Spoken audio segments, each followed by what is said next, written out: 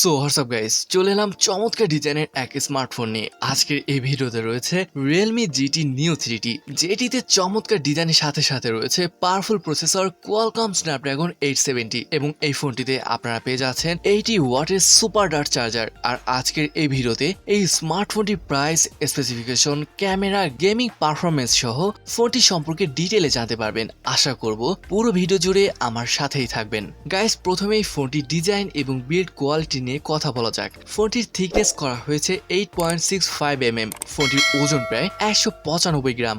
একদম ডিসেন্ট বলবো, কারণ এটি না একদম ভারী আর না একদম পাতলা।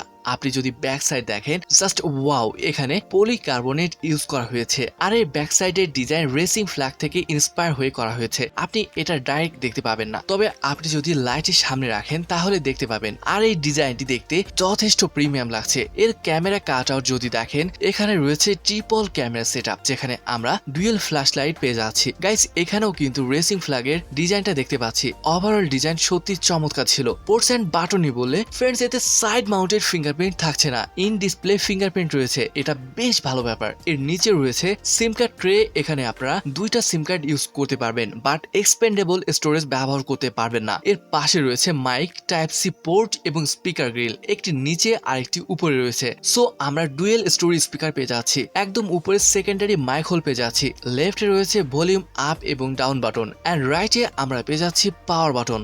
আর আগেই বলেছি, আমরা ইন ডিসপ্লে ফিঙ্গারপ্রিন্ট সেন্সর পেয়ে যাচ্ছি, যেটি অ্যাকচুয়ালি যথেষ্ট ফাস্ট। গাইস, এই স্মার্টফোনটিতে আমরা পেয়ে যাচ্ছি 6.62 ইঞ্চির FHD+ E4 AMOLED ডিসপ্লে, যেখানে আমরা পেয়ে যাচ্ছি আইফোন 14 Pro Max এর রিফ্রেশ রেট। জি হ্যাঁ গাইস, এই ডিসপ্লেতে রয়েছে 120 হার্জের ফাস্ট রিফ্রেশ রেট। ব্রাইটনেস নিয়ে যদি বলি friends, it is very very bright. এটির পিক ব্রাইটনেস 1300 নিটস এবং ডিসপ্লেটির touch sampling rate 360 hertz. 92% screen to body ratio রয়েছে। এর যে বেজেল দেখতে পাচ্ছেন, এটা কিন্তু বেশ পাতলা, চিনও খুবই পাতলা। মনে রাখবেন, ফোনটির প্রাইস মোটামুটি 35 থেকে 40 হাজার হতে পারে। আর এই প্রাইস রেঞ্জ অনুযায়ী আমি বলবো দিস লুকস গুড। স্পেসিফিকেশন নিয়ে বলে Qualcomm Snapdragon 870 প্রসেসর রয়েছে। আমার হিসেবে এটি কোয়ালকমের সব থেকে স্টেবল এবং দারুণ প্রসেসর। আপনি যখন গেমিং করবেন এবং এর পারফরমেন্স দেখবেন, তখন বুঝতে পারবেন হাইয়েস্ট সেটিংসে আপনি গেমিং করতে পারবেন। সেই সাথে 120 হার্জের টাচ স্যাম্পলিং রেট রয়েছে, যার ফলে গেমিং টাইমে বেশ মজাই আসবে।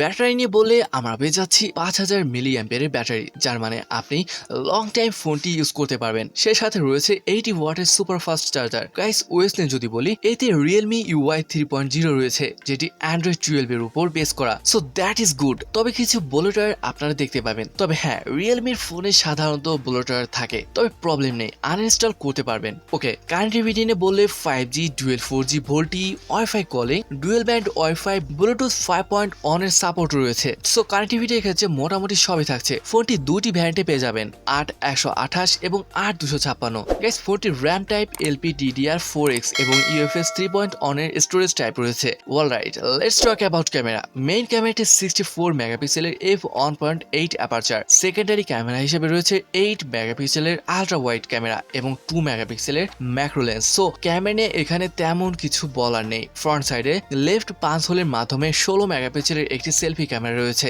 আপনারা ফটো দেখতে পাচ্ছেন। ওকে, অ্যাভারেজ নর্মাল কন্ডিশনে ঠিকঠাকই বলবো।